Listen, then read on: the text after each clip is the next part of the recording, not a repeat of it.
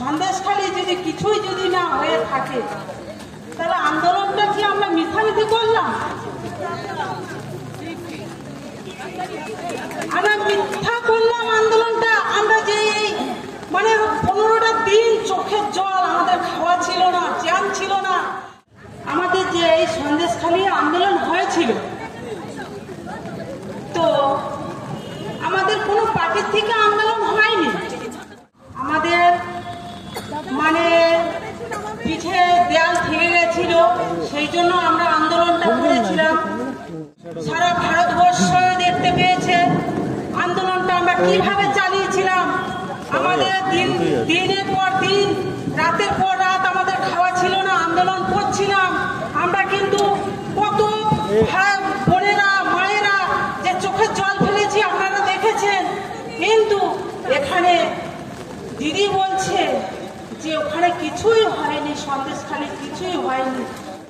যেভাবে সন্দেশখালীর মহিলারা লড়েছেন, তাদেরকে স্যালুট জানানোর, কুর্নিশ জানানোর কোনো ভাষাই আমাদের কাছে যথেষ্ট নয়।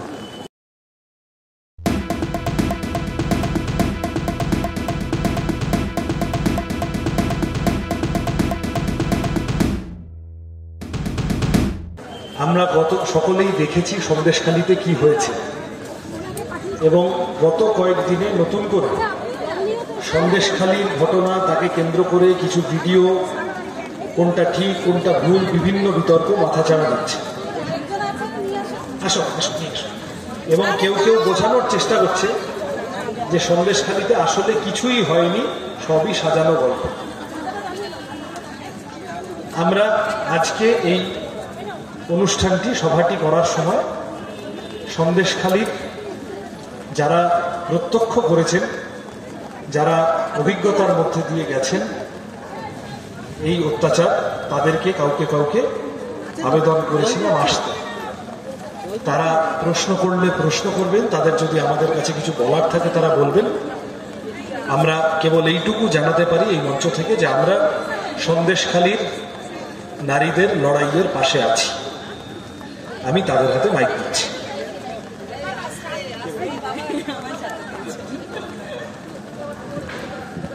হ্যাঁ, হ্যালো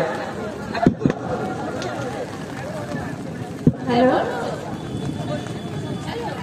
বলছি আমরা সন্দেশখালী থেকে এসছি। আমরা গ্রামের মানুষ, হয়তো সবকিছু গুছিয়ে গেছি, আমরা ঠিকঠাক বলতে পারবো কি পারবো না। তো যাই হোক, সুজন মানে প্রার্থী আছেন আমাদের কমরেড, তা সেই জন্যই আমরা তাকে বক্তৃতা দিয়ে আমরা কিছু মানে প্রশ্ন রাখবো। তা মাননীয় সভাপতি, আমাদের যে এই সন্দেশখালী আন্দোলন হয়েছিল, তো আমাদের কোনো পার্টির থেকে আন্দোলন হয়নি। আমরা যে গ্রামের মায়েরা বোনেরা, আমাদের মাদের বোনদের দেখতে পেয়েছিলে, কোনো ভাইদেরকে দেখতে পেয়েছিলে? ভাইদের দেখা যায়নি, কারণ ভাইরা বাড়ালে কথা বললে তাদের 44 ধারা ছিল, সেই জন্য ভাইদের দেখা যায়নি। আর এই যে আন্দোলনটা আমরা করেছিলাম, কোনো পার্টির থেকে না, আমাদের মানে পিঠে দেয়াল থেকে গেছিল, সেই জন্য আমরা আন্দোলনটা করেছিলাম। তা আমাদের প্রথম যে জব কার্ড আমরা কাজ করেছি, সেই সব মানে টাকা পয়সা সব নিয়ে ওদেরকে দিতে হয়েছে। এমনকি এমন গরিব দুঃখিনী আছে সংসার, সুদ নিয়ে তাদেরকে টাকা দিতে হয়েছে কমরেডদের। আরো আছে, যেমন এই যে আইলা হলো, তারপরে আমফান হলো, ইয়াস হলো, আমফানে যে 20,000 টাকা করে যে সব পরিবারকে দেওয়া হবে, সেই সব টাকা কিন্তু আমরা পাইনি। আবার যে বুলবুলি হলো, যে সব জিনিসগুলো অনুদান পাঠিয়েছিলেন, সেই সব আমরা কিছুই পাইনি। সব দিক দিয়েই আমরা বঞ্চিত হয়ে আছি। আমরা সন্দেশখালীর মায়েরা যে আন্দোলনটা হয়েছে সেই আন্দোলনে আমরা আমাদের আর বাংলা পাশে ছিল বলে সারা ভারতবর্ষ দেখতে পেয়েছে আন্দোলনটা আমরা কিভাবে চালিয়েছিলাম। আমাদের দিনের পর দিন, রাতের পর রাত আমাদের খাওয়া ছিল না, আন্দোলন করছিলাম আমরা। কিন্তু কত বোনেরা মায়েরা যে চোখের জল ফেলেছি আপনারা দেখেছেন। কিন্তু এখানে দিদি বলছে যে ওখানে কিছুই হয়নি, সন্দেশখালী কিছুই হয়নি। সন্দেশখালী যদি কিছুই না হতো, আজ বাংলা গেছিল বলে সমস্ত ভারতবর্ষ গোটা দেশটা সবাই জানতে পেরেছে সন্দেশখালী কি হয়েছে আর কি হয়নি। এখনো দিদি বলতে আছে সন্দেশখালী কিছুই হয়নি। সন্দেশখালী যদি কিছুই যদি না হয়ে থাকে তাহলে আন্দোলনটা কি আমরা মিথ্যামিথি করলাম? আমরা মিথ্যা করলাম আন্দোলনটা। আমরা যে এই মানে 15টা দিন চোখের জল, আমাদের খাওয়া ছিল না, জ্যাম ছিল না। মিডিয়া যখন যাচ্ছে, আরো মানে দাদা ভাইরা দিদিরা যখন আমাদেরকে পাশে যাচ্ছে দেখতে, বিভিন্ন রকমের সংস্থা থেকে যখন যাচ্ছে আমাদের পাশে দাঁড়াচ্ছেন, কমরেডরা যাচ্ছেন, তাদেরকে আমাদের মুখোমুখি হয়ে আমাদের এই আন্দোলনটা চালিয়ে রাখতে হয়েছে।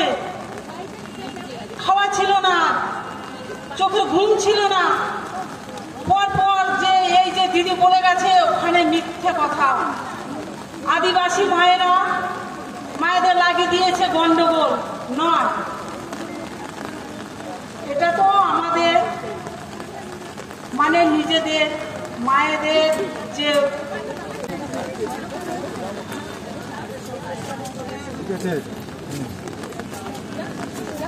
পুত্র ছাতাটা তোল, শ্যাডোটাও মুখে যাচ্ছে।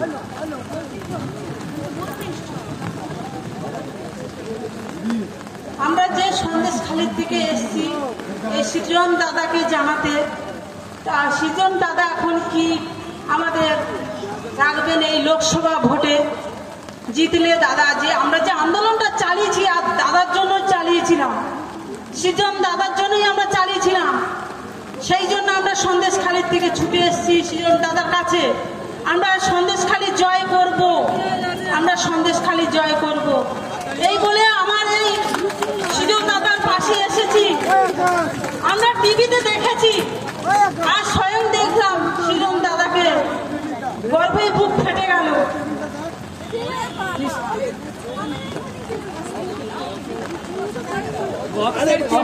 অসম্ভব সুন্দর। এটা জানি না এটাকে কিভাবে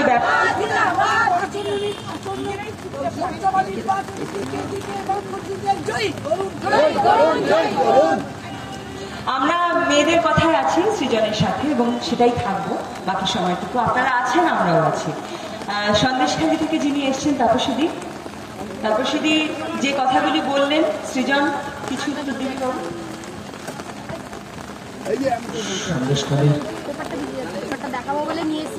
সন্দেশখালীর লড়াই গোটা দেশের, গোটা পৃথিবীর মানুষের জানা উচিত এই কারণ এ শুধুমাত্র কিছু গুন্ডার লড়াই, গুন্ডার বিরুদ্ধে লড়াই। সেই গুন্ডারা পুলিশ প্রশাসন সরকার একটা গোটা রাষ্ট্রযন্ত্রের বিরুদ্ধে। যেভাবে সন্দেশখালীর মহিলারা লড়েছেন তাদেরকে স্যালুট জানানোর, কুর্নিশ জানানোর কোনো ভাষাই আমাদের কাছে যথেষ্ট নয়। আমরা সকলে প্রত্যেক দিন আমাদের ভোটে দাঁড়িয়েছি, ঘটনাচক্রে প্রচার তো করতেই হবে। প্রচার মানে খালি হাত জোড় নমস্কার ইত্যাদি নয়। প্রচার মানে আসলে কতগুলো কথা নিয়ে মানুষের কাছে যাওয়া। সেই কথাগুলোর মধ্যে সন্দেশখালীর কথা তুলে ধরা আমাদের প্রত্যেকের কাজ। বিভিন্নভাবে সন্দেশখালীকে দলীয় স্বার্থে ব্যবহার করে তার যে গুরুত্ব, ঘটনার যে অভিঘাত, তা লঘু করে দেওয়ার চেষ্টা করছে বিভিন্ন পক্ষ। আজকে যারা এসেছেন এই দুর্যোগের মধ্যে, আসুন আমরা সকলে মিলে শপথ করি এই মায়েদের, এই বোনেদের, সন্দেশখালীর এই সাহসী নারীদের, আমার চোখে এরাই আজকের ইলামিত্র, এরাই আজকের যে কারুর নাম যদি করতে হয় আজকের ক্লারা জেটকিন, এনাদের প্রত্যেকের লড়াইকে আমরা শুধু কুর্নিশ জানানো নয়, এদের কথা আমরা বাকি দুনিয়ার কাছে পৌঁছে দিই। সেই কাজ করার জন্য আসুন আমরা সকলে শপথ নিই। আমি ওনারা এত দুর্যোগের মধ্যে এসেছেন আমাদের ডাকে, আমি ধন্যবাদ কৃতজ্ঞতা জানিয়ে আমার কথা শেষ করলাম। সাংসদ হলে প্রথম দিন থেকে সন্দেশখালীর মায়েদের ন্যায় বিচারের জন্য যেটুকু একজন সাংসদের পক্ষে কথা আওয়াজ তোলা সম্ভব, যেখানে যেভাবে আমি তোলার চেষ্টা করব। অসংখ্য ধন্যবাদ সৃজন। এবং বামফ্রন্টের যে ইলেকশন ম্যানিফেস্টো, সেখানে খুব সুন্দরভাবে তুলে ধরা হয়েছে পয়েন্টটা, যেখানে সেক্সুয়াল ভায়োলেন্স এবং ডিসক্রিমিনেশন এবং মহিলা এবং শিশুদের প্রতি সমস্ত রকম অত্যাচারের বিরুদ্ধে যে ধরনের অ্যাক্টগুলিকে এরা লাগু করতে চায়, সে কথা খুব স্পষ্ট করে এই ম্যানিফেস্টোতেও বলা হয়েছে, যেটা সৃজন বললেন যে আওয়াজ তুলতে হবে। প্লিজ চুরি করবেন না। একজন কন্টেন্ট ক্রিয়েটার অত্যন্ত কষ্ট করে তার কাজকে এগিয়ে নিয়েছে, তাই তার কাজকে সাপোর্ট করুন, তার কাজকে ভালোবাসুন, কিন্তু তার কাজ নিজের চ্যানেলে তুলে দেবেন না। কারণ জানবেন, পাইরেসি কিন্তু একটা অত্যন্ত দণ্ডনীয় অপরাধ। আপনারা দেখছেন আওয়াজ, রোজকারের হক কথা। For more updates about Awaaz, please subscribe our YouTube channel Rajshekhar thali.